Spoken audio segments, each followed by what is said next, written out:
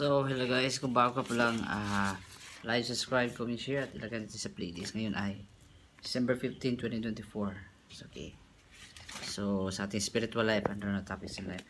So, pag-uusap tayo sa ating stress at saka yung ideal life ko at saka yung common life sa worldly things, sa worldly life. Okay. So, tapos na tayo nag-work. So, ito yung attire natin at saka yung necklace natin. So, ngayon, mag-uusap tayo sa ating spiritual life and ano topics in life. So, medyo busy talagang buhay. So, ganda talagang gagawin natin yung sinasabi natin. Yun talaga ang main goal natin. So, ngayon, yung idea ko at saka yung common life sa ibang tao. Kasi karamihan, wala kasi maka-agree or maka-approve sa idea ko. Magjowa muna, wala mo ng bata. Ngayon kasi mga bata, yung mga kabataan, hindi nila naintindihan yung buhay. So, hindi nila sila mahilig sa imagination o pelikula. Basta naisip ko lang, narinig ko lang sa kapitbahay ko, nakita ko sa best friend ko, ginagaya nila. So, hindi sila mahilig sa plano. Ngayon, gusto nila na may bata agad, di ba?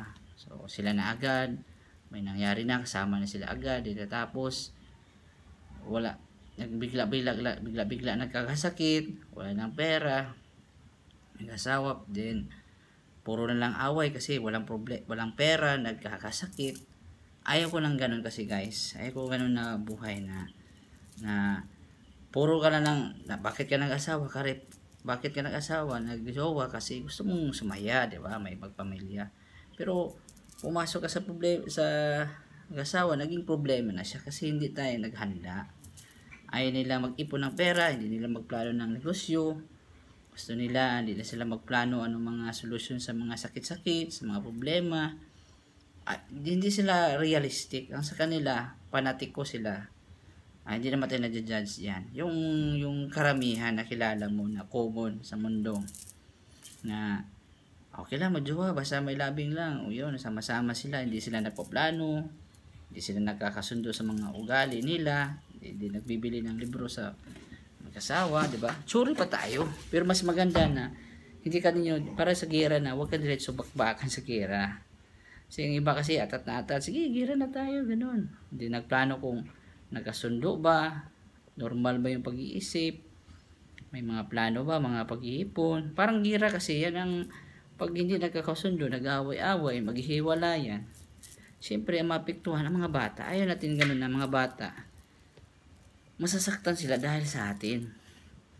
Diba? Yung pag-asawa talaga na buhay at pag-adjust sa trabaho, mahirap yun. Talagang mahirap yan. Huwag mo gagawin na parang isang laro lang. Yun ang ayaw ko talaga. No. Kasi, ginagawa lang kasi nilang laro. Hindi sila nagpaplano sa buhay. Kasi may kasabihan na if you fail to plan, you are planning to fail, di ba? Sige, bahala na, banon, di ba? Parang gusto nila instant, di ba? Agad-agad na, wala nang hintayan, wala nang planuhan. Hindi nila alam kung bakit ganun sila. Baka na-stress sila sa radiation, sa mga bahay nila. Lahat ng bahay may mga kuryente na, may mga gadget. Ayaw ko nang ganun na hindi magpagsabihan, ganito, di ba? Hindi spiritual. Then ngayon, magagalit-galit siya. Then pag may stress siya, puro cellphone na lang, di ba? Maganda na pag-usapan talaga. Kasi mga tao ngayon, sige, mag-asawa na, di ba? Abroad na agad, di ba? Kilala sa magulang. Tapos, nangyari sa kanila, maghiwalayan na sila kasi mag-abroad na sa ibang sa ibang bansa, ibang lugar.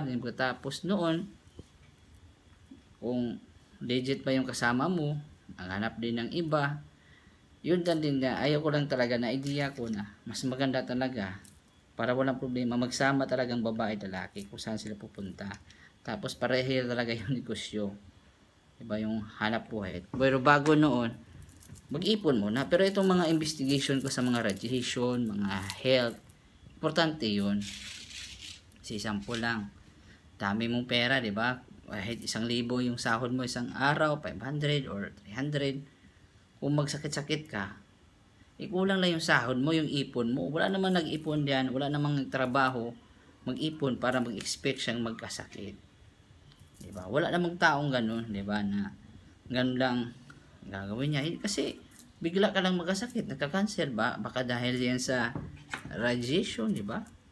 Siguro sa sobrang tuod ng cellphone o sobrang tuod mo ng TV, di ba? Pero kahit wala kang gagawin dito sa city life, nakaupo ka lang, nakatunganga ka lang, may stress ka rin kasi ang bilis ng oras, di ba? Tanghalian ano, ay umaga naman, tanghalian naman, gabi naman, madaling araw, umaga naman, tanghalian. So madali si Judith at si Juna. So mga 15 at 30. Siyempre kung may bata ka, hindi ko naman sinasabing masamang bata. Mas maganda na kung may bata ka, matino yung asawa mo at yung kasama mo plus planado yung buhay. May paggagastos kayo. May pagkakunan kayo ng pagkakitaan sa panggastos sa araw-araw. Yun lang ayaw ko talaga na parang napilitan ka lang sa isang bagay na sige, ganun. Kasi takot ka na mawala ang babae. Pagkatapos, kung kayo na sa jowa mo, nagkasama na kayo, din pagkatapos, galit-galit na siya kasi wala ng pera, ganito, ano naman doon. Siguro, depende lang siguro sa babae yun, di ba? Kasi baka wala ng pera talaga, nagtamad-tamaran na may anak o asawa. Tapos, yun lang din na maraming taong ganun ngayon. Minaamin ko na maraming taong ganun na being immature or responsible. Skandal lang sila, napasok na sa skandal, walang nga hanap buhay o negosyo, di ba? Hindi nila alam kung bakit sila nasistress, di ba? Laging sakit ang ulo. Yun ang dahilan ko nung kabataan ko. Hindi ako nag-asawa ng maaga kasi alam kong laging sumasakit ang ulo ko. Bakit stress ako? Bakit pangit ang mukha ko? Bakit napipimpos ako lagi? Bakit? Yun, marami akong mga problema. Hindi ko payat-payat ako. Hindi ko marunong mag-explain. Hindi ko marunong lahat. Wala akong alam. Parang nalilito ako kung anong uunahin sa buhay. Negosyo ba? Na nagalo-halo na ba? Yun, maganda talaga na may sistema. Meron talagang mga program na ano talagang dapat gagawin sa buhay. Pero yung magulang ko, wala din silang maturo. Kasi namblema din sila. So, yun lang. Hindi naman ako perfectionist. Hindi naman perfect yung pamilya ko. Hindi naman perfect yung parents ko o kapatid ko. Parang gusto lang natin na hanapan ng solution ang buhay. Kasi parang hindi mo na maintindihan yung buhay eh. Sunod na sunod ka lang sa pamilya mo, itong gagawin mo, itong kakainin mo. Gusto ko na yung tama ba, yung gagawin tama. Hindi naman tayo perfectionist. Gusto natin na yung legit talaga, 'di ba? Itong mga bato, hindi ako lang nagsasabi dito sa akin yung mga ganito, mga radiation. Parang curious ka lang ba, bakit laging masakit ang ulo mo? 'Di ba? Yun lang din na gusto ko na hindi mag-asawa ng maaga kasi gusto ko na hindi sila mapahamak yung anak-asawa. Kasi dapat kung bubasok ka ng asawa sa mag-asawa, dapat masaya ka, di ba? May pagkakitaan ka, naghahanda ka, may mga programa ka. Para kang gobyerno, para kang presidente, nagpaplano ka sa bansa mo, sa mga membro mo. Sa ilang anak ba yung plano mo? Kung alan bang mga gastos na budget mo, paano mo turuan ng bata, malaki ang problema, malaking responsibility. Papasok ka sa pamilya. Pag hindi mo ma-handle yung responsibility na yan, magiging siyang problema sa ibang tao at sa pamilya mo at sa sarili mo. Kasi na-miss out lahat eh. Miss up sila lahat eh. Pumasok ka nga, may nagmamadali ka na magjowa, magkaanak agad, di ba? Mag-asawa na agad. Sige, nagmamadali. Pero lack of preparation, lack of planning, hindi nila ginagawa yung plano nila. Wala silang plano saan sila kikita ng pera, kung ano bang step by step na gagawin. Wala eh. Basta sige na. Baka maubos na itong babae, baka mawala na to sa akin. Maganda na, hindi ka pinipilit, hindi ka pinipressure. Tapos sobrang busy mo, wala ka ng panahon sa kalusugan mo, yung trabaho at aral mo, mawawala lang saysay kasi nagkakasakit ka na, wala ka ng pakakitaan. Then, naghihinta na yung anak mo na nag-aawa-awa na sila, naging pulubi na sila dahil nagkakasakit ka na. Ayaw natin ng ganon. Diba? At least, minsan lang naman tayo mabuhay sa buhay. Mas maganda na totoo talagang masaya. Diba? Ayaw natin ng ganon na puro problema na lang. Diba? Parang saglit lang na kasiyahan, puro problema lang naman. Bakit ka nagka-cancer? Bakit ka na diabetic? bakit ka na high blood, di ba? Parang kailangan mong tanungin. Kahit yung mga medical doctor, hindi nga nila ma-explain. Kahit yung pagtigil sa bisyo, ang hirap nga eh.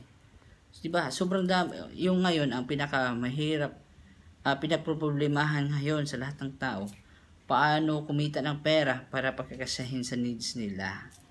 Diba? Mahirap siya i-adjust na kasahin yung kita mo sa bilihin mo, sa basic needs pa lang. Itong mga tao ngayon, wala nang panahon magbili ng mga ganitong mga bato, na mga crystals na sinusuot ko, wala na.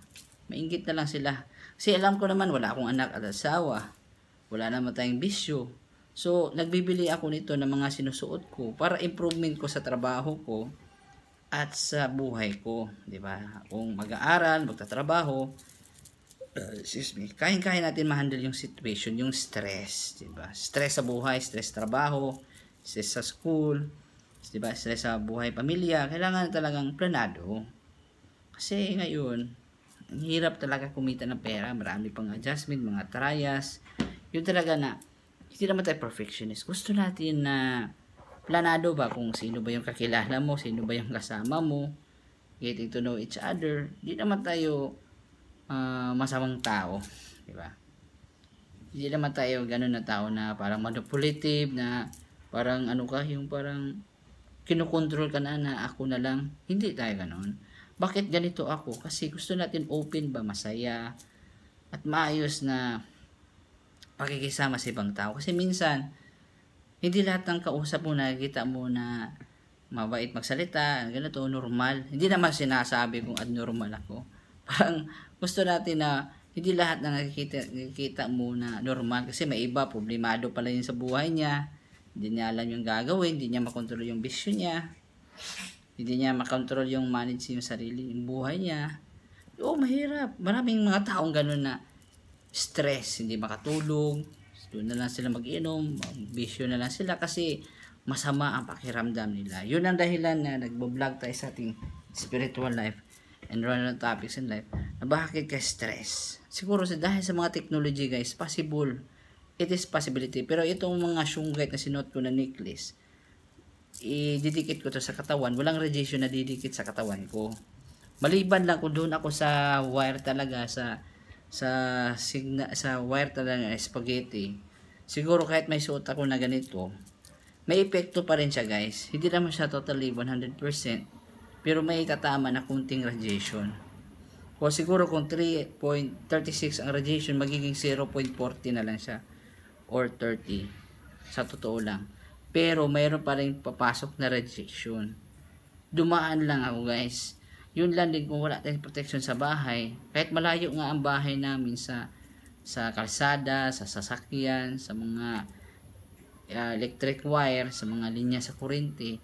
Pero meron pa rin ako nararamdaman na stress. Na sumasakit ang ulo mo, parang hindi mo maintindihan yung gagawin mo, parang hindi nagsisinungaling ang katawan mo. Magre-react talaga.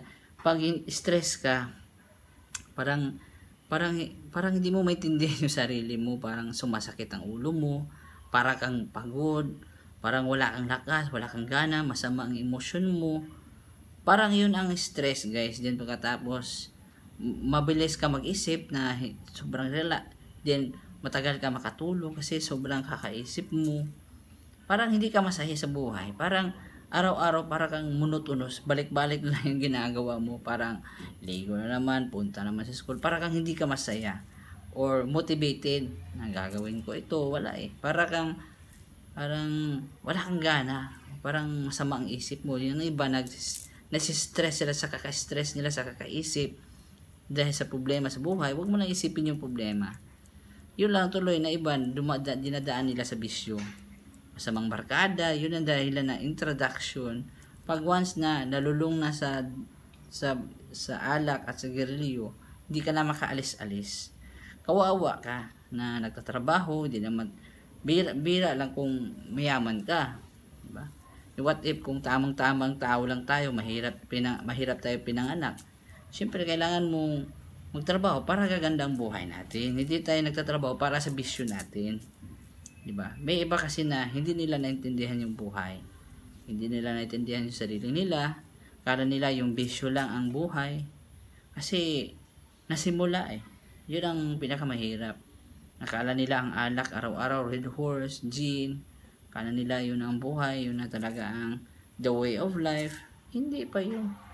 Yun lang din, hindi naman ako nagmamayabang sa sarili ko. Parang mahirap siya i-explain ang buhay. Kailangan na mahirap alamin yung sarili at alamin yung mahirap kasi alamin natin yung ibang tao kung hindi natin alam yung sarili natin, yung weakness, yung strength natin, yung lakas natin at kahinaan. Kailangan talaga alamin natin yung buhay natin. Yung tawag na reflection. Parang salamin sa sarili ba? Kung tama ba itong gagawin ko? Ano bang mga best time na gagawin ko ngayon? O siguro, ako lang siguro nag-iisip. Yun lang din na kailangan natin mag-imbestiga. Kasi minsan, sa sobra nating pride, nabubulag tayo sa ating pride, sa ating mga sarili natin. Mahilig tayo mag-compare sa iba. Ako laging mataas. Dapat walang makalamang sa akin. Kung masyado ding mababa ang ibang tao, mababa rin tayo magtingin sa iba. Parang ano tayo minsan nabubulag tayo sa ating emosyon Yun lang talaga na kailangan ng yung puso at isip natin gabay sa Bible, hindi sa sarili nating desisyon. Kasi minsan nabubulag tayo sa sarili nating pride sa ating sariling mga kagustuhan. Kung lahat ng bagay na hindi ayon kagustuhan ni God Yahweh sa Bible, yun ang nagbubulag sa atin, yung greedy, selfishness, yung walang compassion, gusto lang galit lang doon, puro comparative, puro compare, parang gusto competition lagi. Hindi ganun ang buhay. So like, subscribe, comment, share. Love you, peace, love you all. Ngayon po ay December 15, 2024, Sunday. Sana magpasyal sana ako ngayon pero busy sa work, sa bahay. So like, subscribe. Thank you po. Happy peace, love you all. Thank you po.